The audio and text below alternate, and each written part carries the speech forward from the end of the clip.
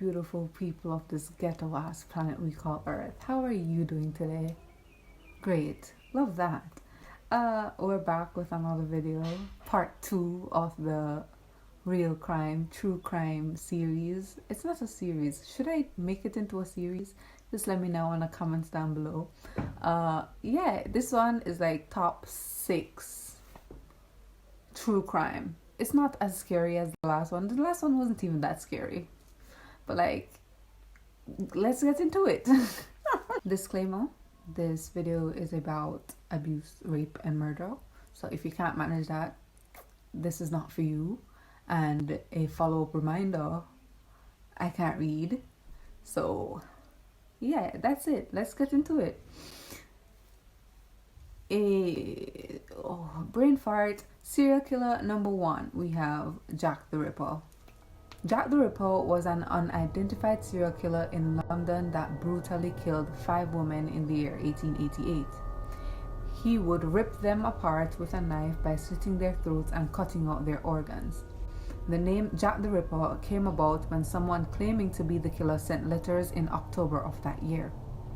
These letters were referred as the forms from hell because on arrival they were presented with half of a kidney.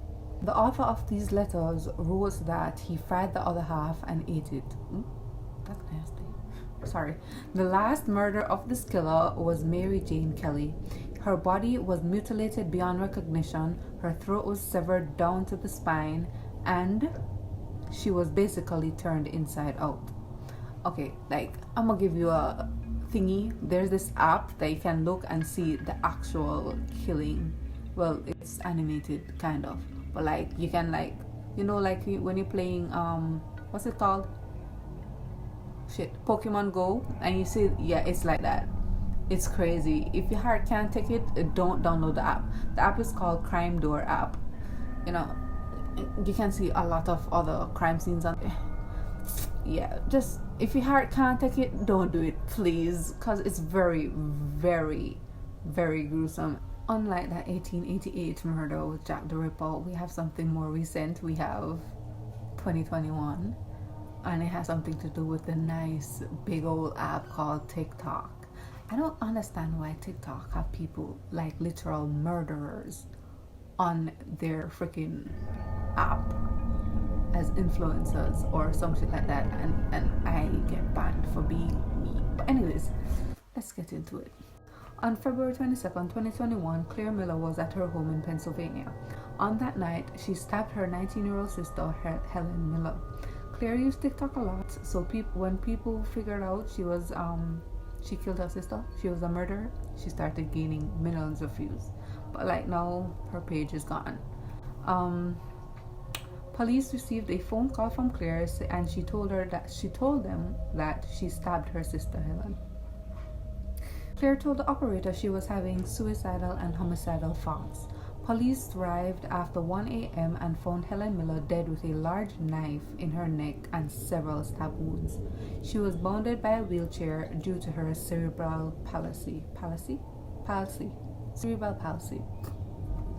It was evident that she was stabbed several times.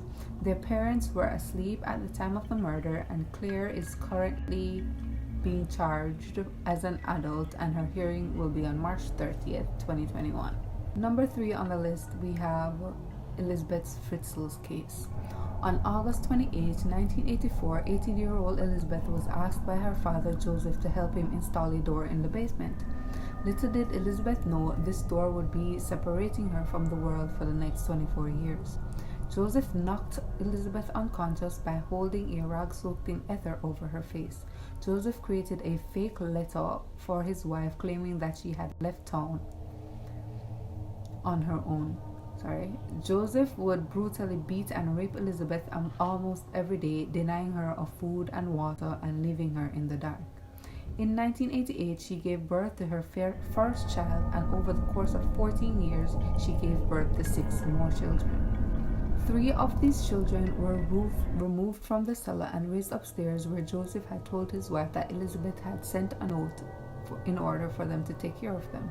On April 19, 2008, the oldest child, Kristen, 19 years old, suffered liver failure. This was when Elizabeth saw the world for the first time in 24 years.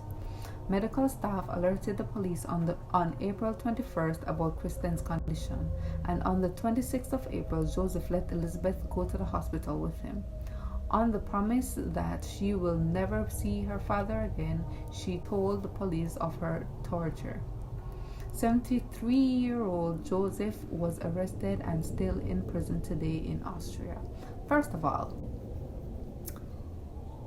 what possessed that man here? Bro. Number 4. Rebecca Alivard and her boyfriend Joshua Davies started off as a happy couple, but one day Joshua randomly ended the relationship. Man of dirt. He started spreading rumors about Rebecca and told his friends that she was better off dead. Joshua became obsessed with the idea of killing Rebecca. It even became an inside joke with his friends. He said if he killed her, they would have to cook him breakfast. Joshua and his friend even made a poison and gave it to Rebecca. She ended up in the hospital, but they couldn't find a source of her sickness. On October 23rd, 2010, Joshua invited Rebecca to meet up, claiming that he wanted her back. Rebecca spent time on herself doing her hair and makeup. They met up and walked into some woods. This is when Joshua attempted to snap her neck. He then grabbed a large rock and beat her in the head until she was dead. The next day, Joshua brought her friend to see her body.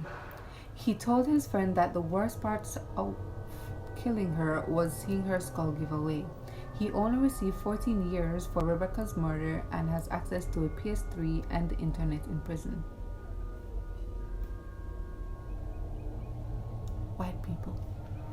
Moving on, more crazy white people. You realize that only white people are done fucking here, but anyways, moving on. Number 5. On June 4, 2008, Jodi Arias stabbed her ex-boyfriend Travis Alexander 27 times, shot him in the head, and slit his throat. Jodi took photos of Travis naked before she murdered him. And he was in the show while she was taking the pictures. That's that for that one. Very short, very spicy, but here's a clip.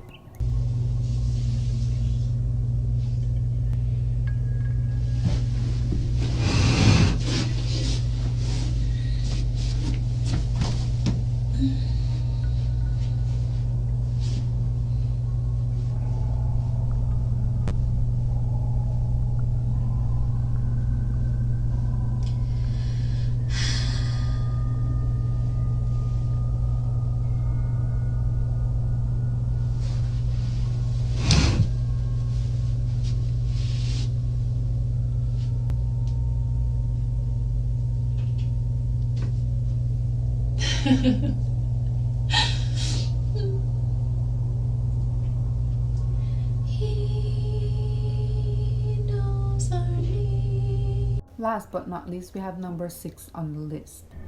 October 29, 1989, Wesley Dodd drove to a local park in Oregon where he kidnapped 4-year-old Lee Isley. He brought him back to his apartment, tied him to the bed, and molested him. He photographed the abuse and kept Lee overnight. Wesley later told the police that he didn't intend on killing the little boy, but he had to do so because he couldn't risk Lee telling anyone. Wesley strangled the 4-year-old to death with a rope and hung him in his closet. He photographed this and kept it as a trophy. He disposed of Lee's body in a trash bag and threw him in the bushes near Vancouver Lake. He burned Lee's clothes but kept his underwear as another disgusting trophy. Lee's body was discovered later that day. On November 13, 1989, Wesley attempted to kidnap 60-year-old James Kirk from a bathroom theater.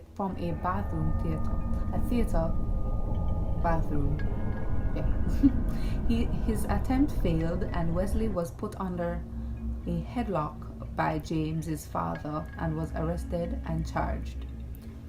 He was charged with murders and attempted kidnapping.